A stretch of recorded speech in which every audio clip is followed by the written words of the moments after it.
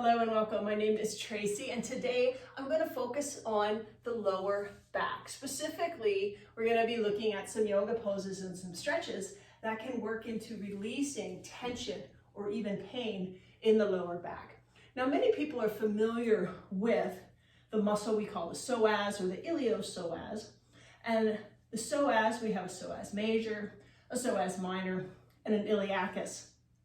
So they all connect down low by where the femur connects up into the hip, wrapping around the iliacus connects up into the hip bone, whereas the psoas muscle connects along the lower spine.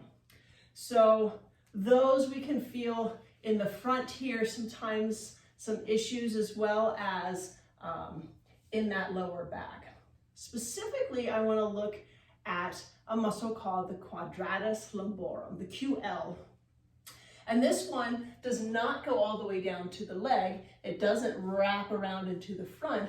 It connects along the spine and then down into the hip. So the action for this muscle is going to be side bends and twists. So if you have injured your back by doing some kind of action like that, you're likely familiar with this QL muscle.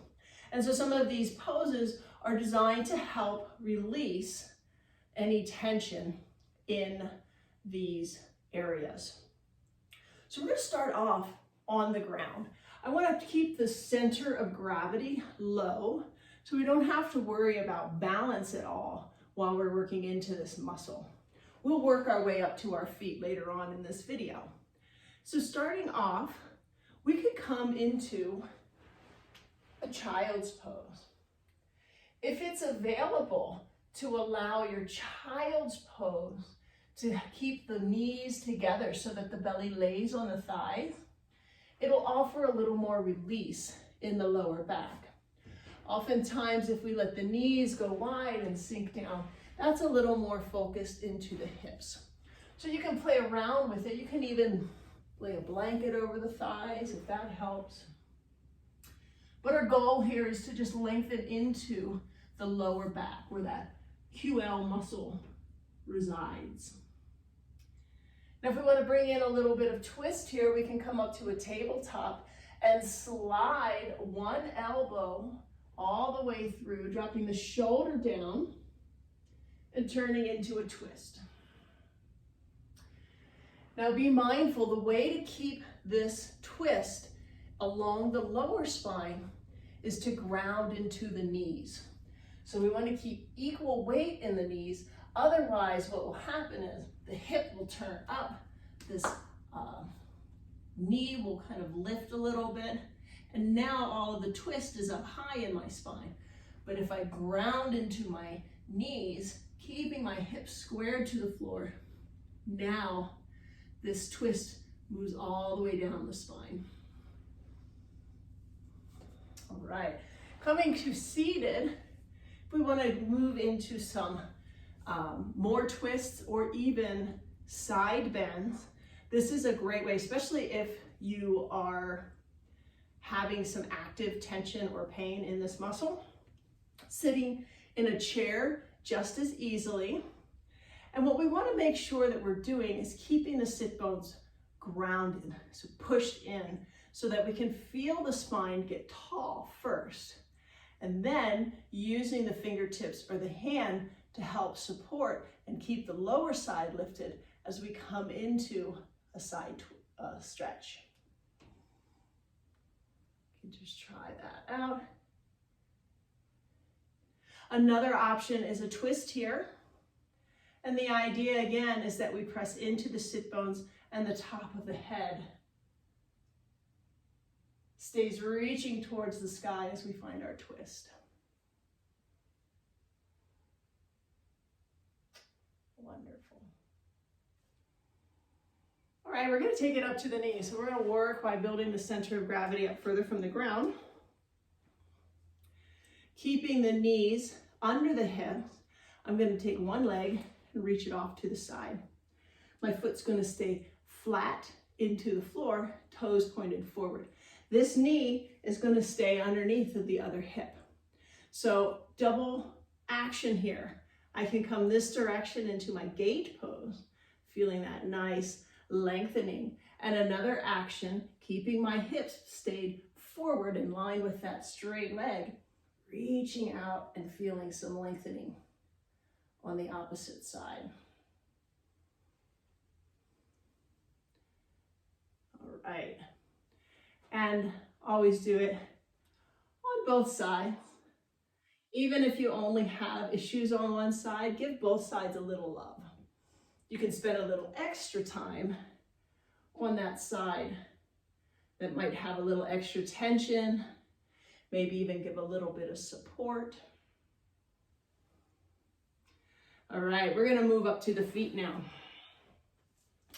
So now I'm gonna give us a standing pose that we can use to get lateral and then adjust it for a twist. I have a chair here because sometimes, especially if it's tight or in an active injured state, we don't want to push it too far. So, triangle pose. I'll start with my feet together. I'll turn one foot 90 degrees so that the heel presses into the arch of the foot. And then I'm going to step in 1, 2, 3 or 4 feet away from the other foot. Keeping a micro bend in both knees, I'm going to press into the floor and begin to draw my inner thighs together. I'm going to feel that lifting. So imagining that I'm grounding in, just like I was sitting on the floor, my spine gets nice and tall. I'm going to reach. This is the side that I'm focusing on now. So maybe I can take my hand down to my shin, or maybe even all the way down to the floor. Maybe my body's not going to allow me to do that today. So then I can bring my chair into use here. Another thing that can help us really make sure that we're keeping the right alignment is if you have some space along a wall, that you can actually let your upper body lean into it a little bit. So that means your feet will be fairly close, only an inch or two away from the wall, as you start to do your triangle pose. So our goal here is to see if this hip can stay close to the wall. This shoulder wants to pull close to the wall, and the two shoulder blades are going to start sliding together behind you. And bring it up. Great. So now a little bit of a twist. So if you're having that active injury, I'm going to suggest trying this first with the chair. Stepping the feet about an inch or two away from the wall now. We're going to turn, shifting, facing the front, facing the chair, and then reaching across, placing the hand down on the chair and reaching the other arm up. This is our twisted triangle or revolved triangle. We're pressing into this front leg and pushing the hip back,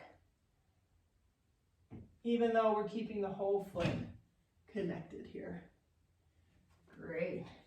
And we twist as we come up, and we can take it down to the other side. And you can use the wall as a little extra support here. So I like the idea of using that extra support when we're actively working with this muscle, because it can be quite vulnerable. So making sure that you're finding what center of gravity is going to work best for you. I hope that these stretches bring some relief and release into your lower back. Have a wonderful day, and I'll look forward to seeing you again soon.